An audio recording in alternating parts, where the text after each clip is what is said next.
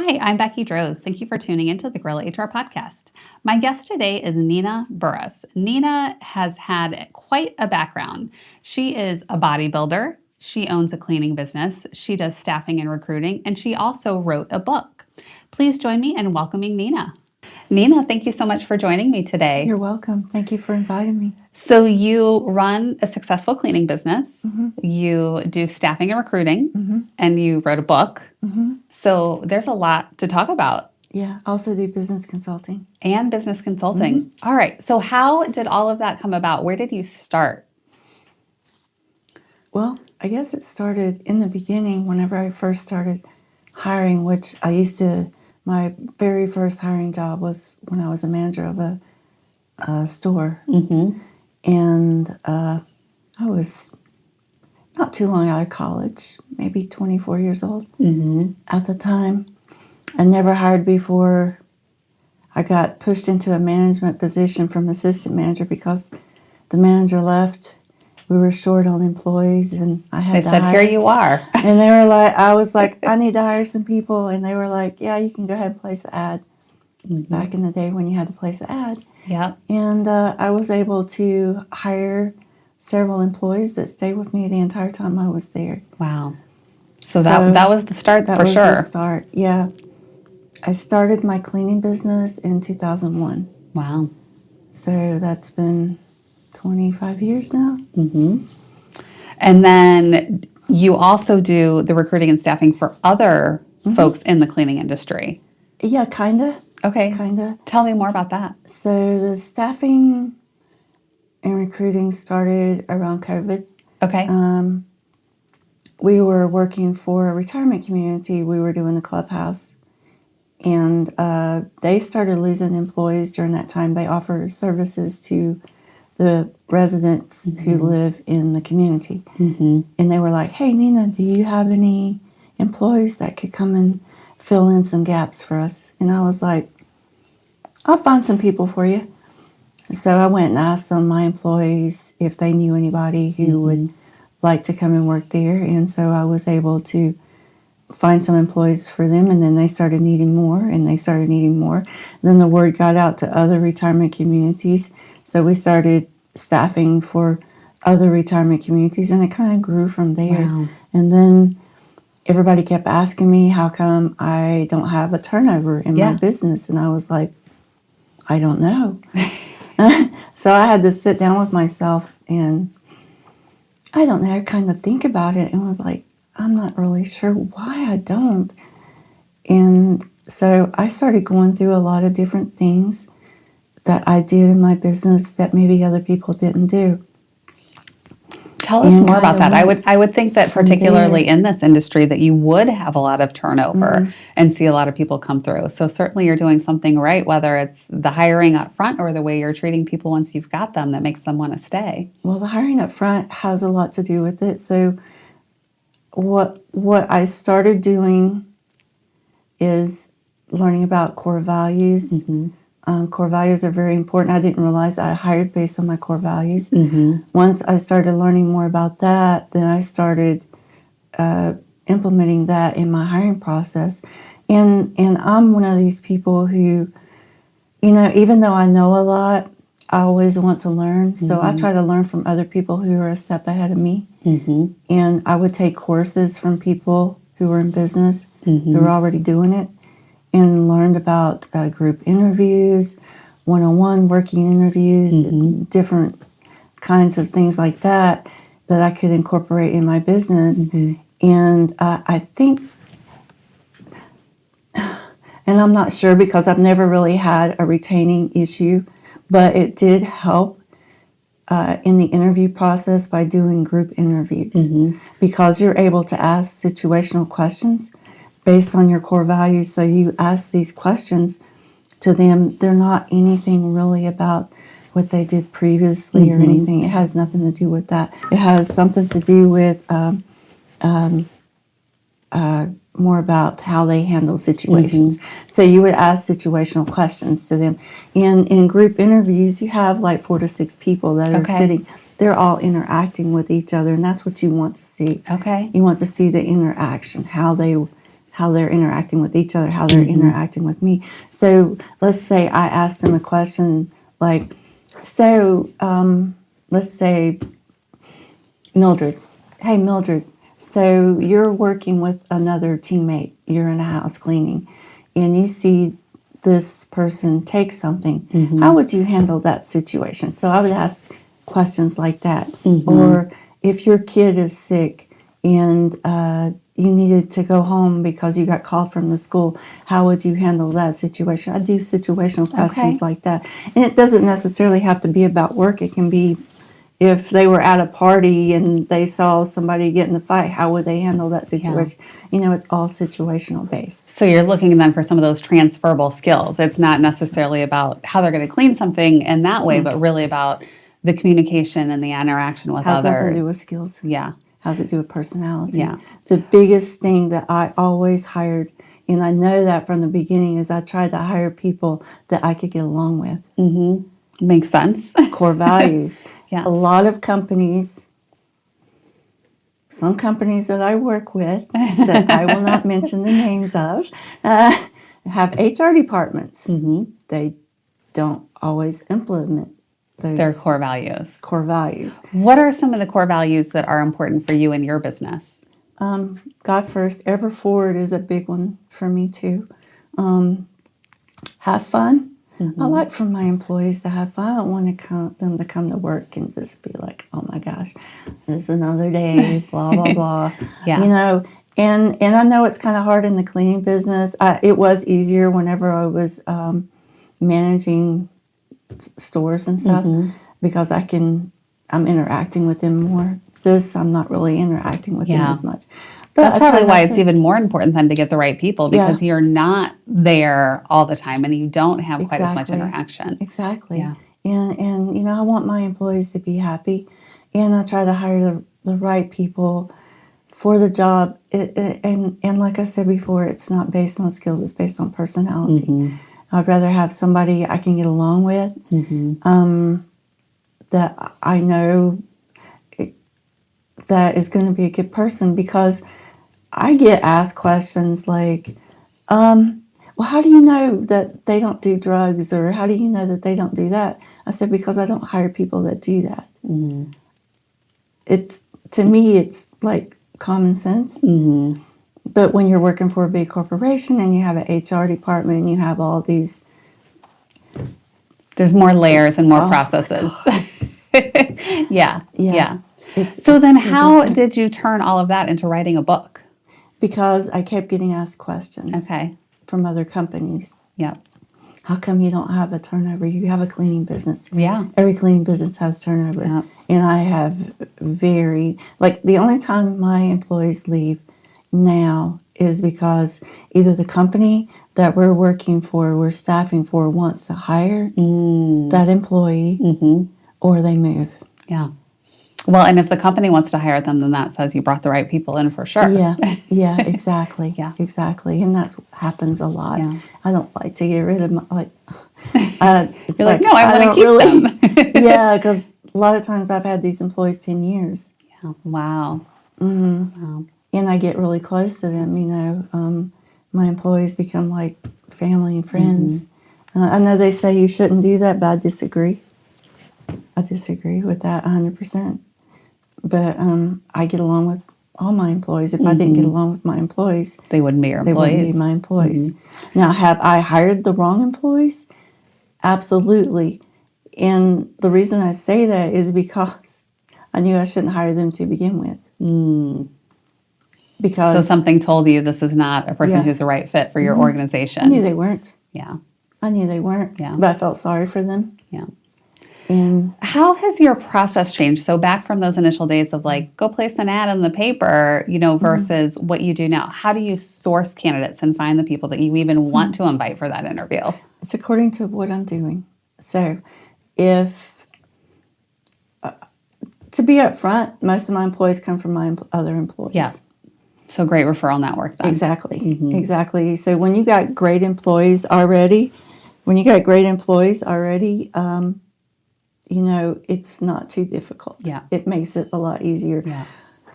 even when I'm hiring for other companies, let's say, so I'm different than other staffing companies. I try to understand the core values of the companies that I work for. It's not always a case where I can do that because some of the bigger companies, it's a little more difficult. But hiring for small companies is much easier because I have a whole system set up where I can give them the papers to fill out. I want their core values. I want how they work. You know, what they expect and all this. I get all this on paper.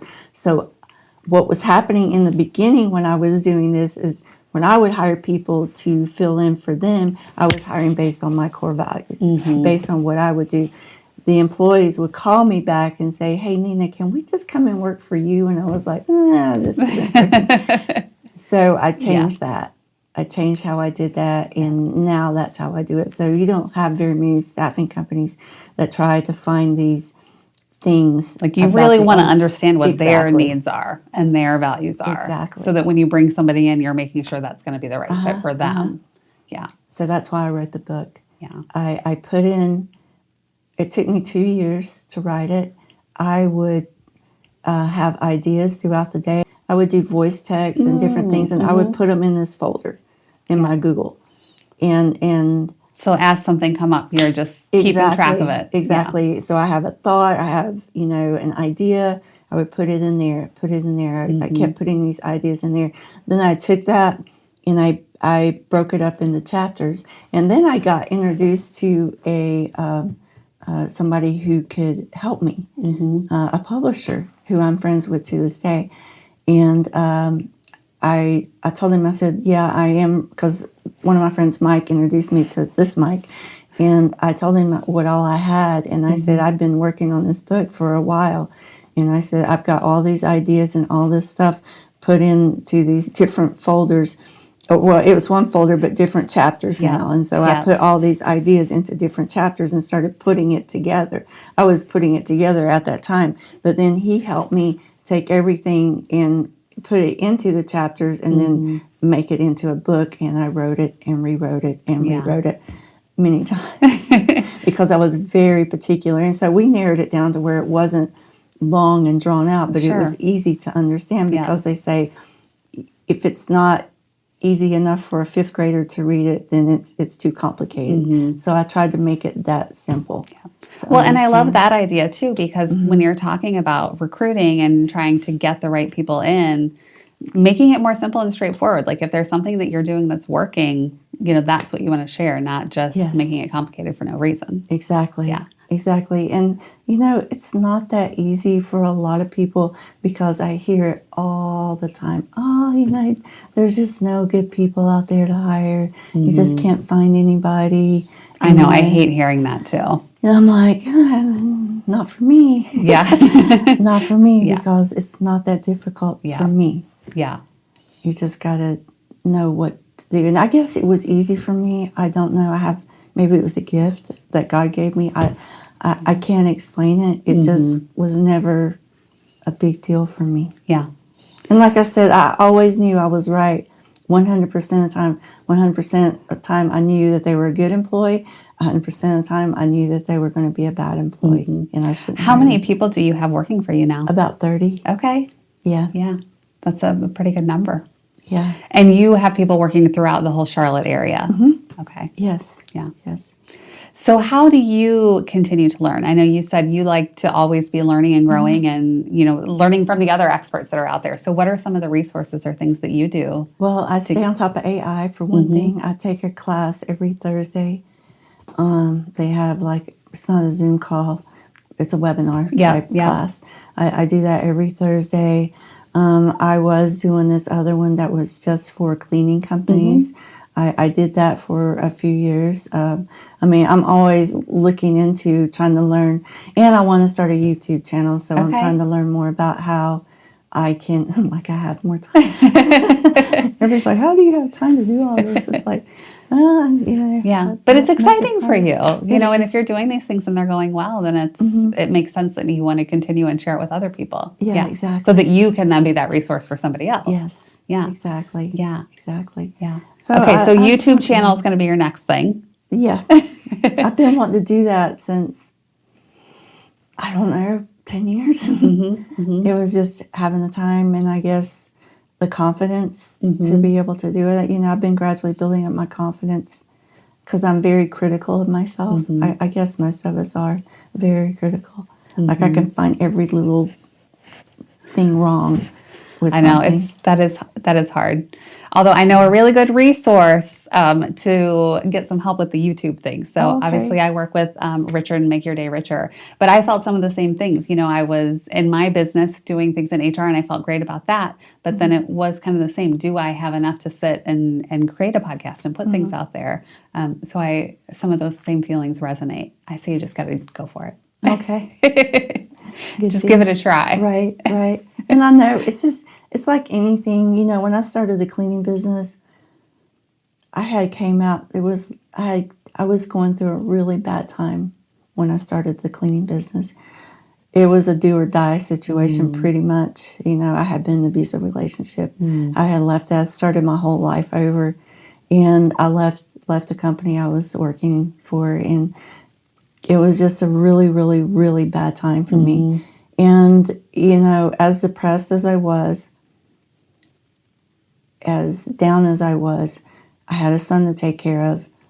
And I knew how to clean because when I was a single mom, before I even had gotten married to my abusive husband, even though I was working full-time, managing a store, I worked part-time cleaning.